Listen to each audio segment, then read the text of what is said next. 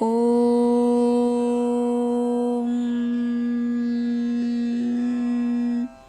भक्तों, प्रथम बोलिए श्री विष्णु भगवान की जय। अपने अपने इष्ट देव के प्रिय भक्तों को मेरा स्नेह भरा प्रणाम है। मैं हूँ काव्या केसरी और आज विष्णु पुराण की कुछ ऐसी बातें जानेंगे जो आज कलयुग में पूर्णतः सत्य हो रही हैं। विष्णु पुराण में ऐसी कौन सी बातें कही गई हैं जो कलयुग के लिए पहले ही भविष्यवाणी की गई थी। कलयुग का महाविनाश ऐसे होगा। वैष्णव धर्म का सबसे प्रमुख ग्रंथ विष्णु पुराण, जिसे सृष्टि के पालनकर्ता भगवान विष्णु की लीलाओं का वर्णन मिलता है, इसमें भगवान विष्णु के कलिक अवतार का भी उल्लेख किया गया है। और इस पुराण के छठे अंश के पहले अध्याय में कलि धर्म निरूपण में महर्षि व्यास जी के पिता श्री पराशर जी श्री मैत्रेय जी से कलयुग का रूप वर्णन करते हुए कई ऐसी बातें बताते हैं और इन बातों को जानना हम सभी की इस समय जरूरत है। तो चलिए जानते हैं वो कौन सी बातें हैं। विष्णु पुराण में प्रलय का वर्णन है। विष्णु पुराण में बताया गया है कि कलयुग जैसे जैसे अंत की ओर बढ़ेगा, सृष्टि प्रलय की ओर बढ़ती जाएगी।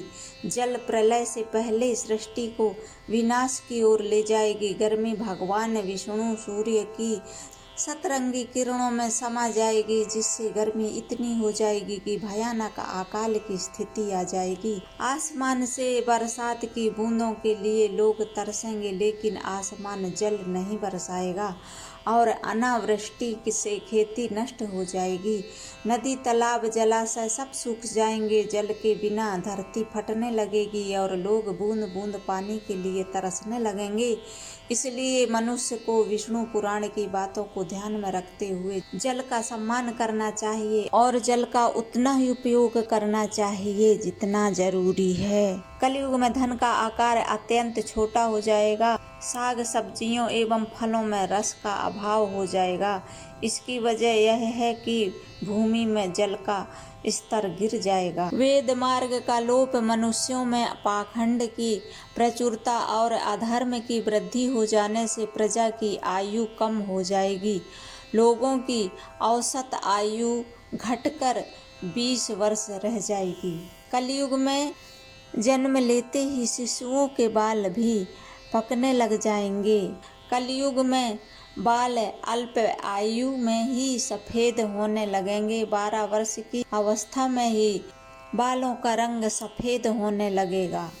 कलयुग में टैक्स की भी वृद्धि हो जाएगी। कलयुग आने पर राजा प्रजा की रक्षा करने में असमर्थ होंगे और कई प्रकार के बहाने करेंगे, धन छीनेंगे। राजा प्रजा पालक नहीं बल्कि प्रजा राजा का पालक बनेगी। कलयुग के खान पान और व्यवहार कुछ इस प्रकार से होंगे। कलयुग में लोग बिना स्नान किए ही भोजन करेंगे। लोग किसी भी तरह अपना पेट भरने से मतलब रखेंगे। बिना ईश्वर को भोग लगाए, भजन पूजन किए बिना ही भोजन ग्रहण करेंगे। अकाल के कारण किसान अनावृष्टि के कारण आत्महत्या करेंगे। जहाँ तहाँ सूखे के कारण बिलख बिलख कर किसानों की मृत्यु होगी। जीवन भर की कमाई कहीं और लगेगी। कलयुग में लोगों का सारा धन संग्रह घर बनाने में ही समाप्त हो जाया करेगा। अपने जीवन भर की जमा पूंजी टैक्स के रूप में भरते रहेंगे। स्त्रियों में केश का मोह अत्यंत बढ़ जाएगा। केशों से ही स्त्रियों को अपनी सुंदरता का अभिमान होने लगेगा। केश सज्जा में ही स्त्रियां अपने आधा धन खर्च करने लग जाएंगी। कलयुग में अल्प धन से ही लोगों को धनवान होने का बहुत गर्व हो जाएगा। धनवान ही पूजनीय हो जाएंगे। मनुष्य के अन्य गुण गौण हो जाएंगे। धार्मिक वृद्धि समाप्त हो जाएगी। धार्मिक विचार बदल जाएंगे। देवी देवताओं से विमुख हो जाएंगे।